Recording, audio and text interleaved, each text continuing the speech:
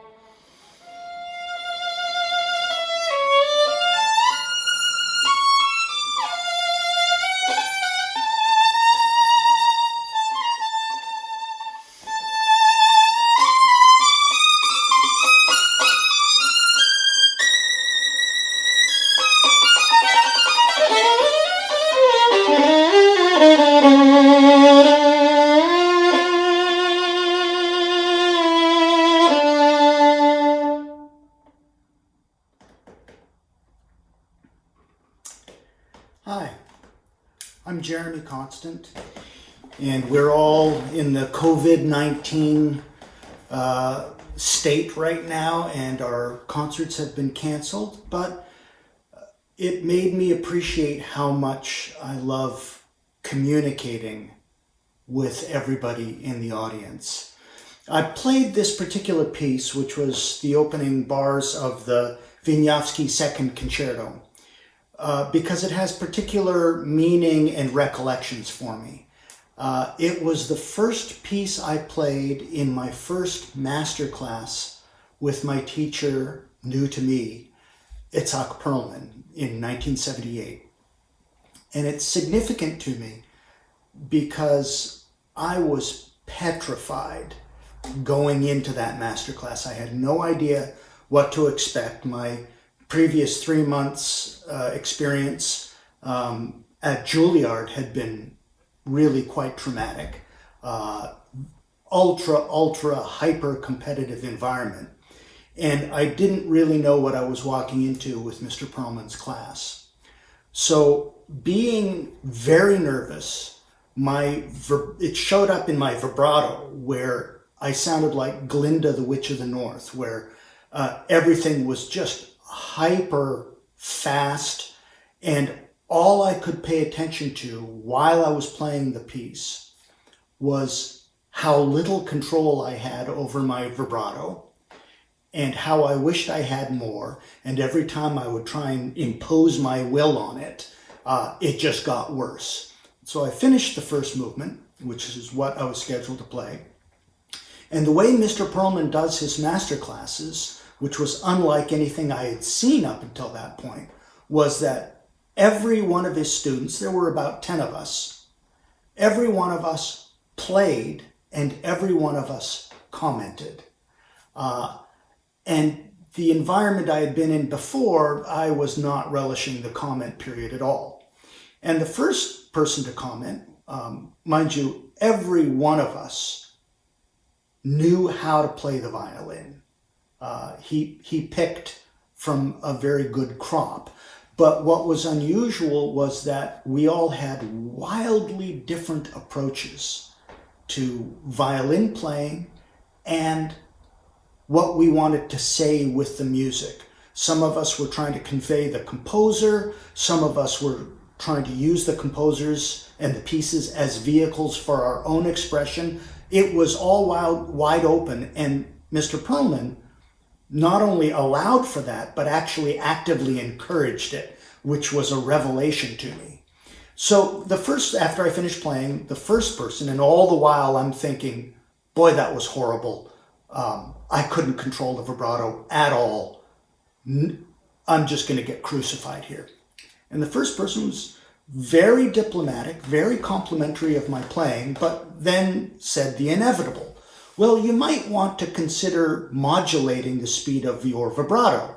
And I'm thinking, big surprise. Of course I wanted to, but before I could even formulate that thought in my mind, the person sitting right next to the first person that spoke said, no. That's what I loved about the violin playing. It sounded like Heifetz. It was passionate and intense, and it sounded like the great 1930s and 1940s record. And there ensued this free-for-all discussion about the pluses and the minuses of extremely intense, fast vibrato. And while they're all discussing amongst themselves, I'm standing there, and the thought bubble over my head was reading, boy, somebody who I respect a lot actually enjoyed it and liked it and pointed out what I was obsessing about as a flaw. And they were saying, for them, it was a feature. And this was a completely new universe for me. I had sort of been brought up on there's a right way and a wrong way kind of school. And each of my teachers had kind of been hammering away on that. And it was like a blast from heaven that somebody actually liked that. And my takeaway from that experience was that no matter what I think of my own playing in real time, there might be somebody in the audience that's enjoying it. And I need to forget about myself and just play for that person. And I have revisited that lesson over and over and over. And it has been a release for me, just knowing that there's an audience out there and that somebody might be liking it, and play for them. And it completely gave me permission to let go of all of my self-criticism while I was playing and just make music and communicate the story, the emotions, the feelings that I had, what drew me to the violin. Just communicate that to the perhaps only one person in the audience that's enjoying this. And it completely revolutionized my ability to play and let go and to relax and enjoy the actual process of performance, which is why I got into this in the first place. Let's face it, for most performers, there's a huge section of their personality that's devoted to look at me, look at me, look at me. And we just have to make our peace with it and say, okay, if you're going to demand people's attentions, say something to them rather than present what you've practiced. And that lesson I keep coming back to year after year.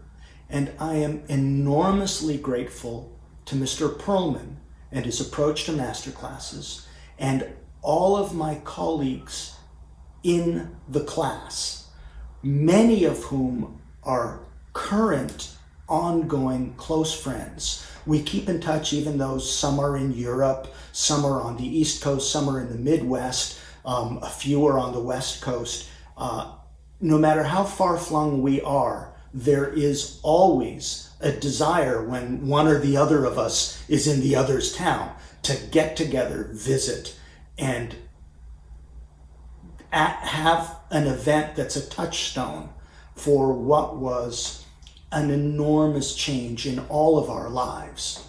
So thank you to Mr. Perlman. Thank you to his class and my friends. And I miss playing live for our audience. It's why I went into music, orchestral, chamber, solo. It was to communicate with the audience, and we love that. It's very different doing it via a recording. There isn't the interaction. And many people have told me they don't understand how an audience can make a difference. But believe me, it does. When you have the rapt attention of people that you are trying to communicate with, it makes all the difference in the world. So I miss everyone, and I'm looking forward to when we can make music with and for each other and your participation in it. Bye for now. See you soon.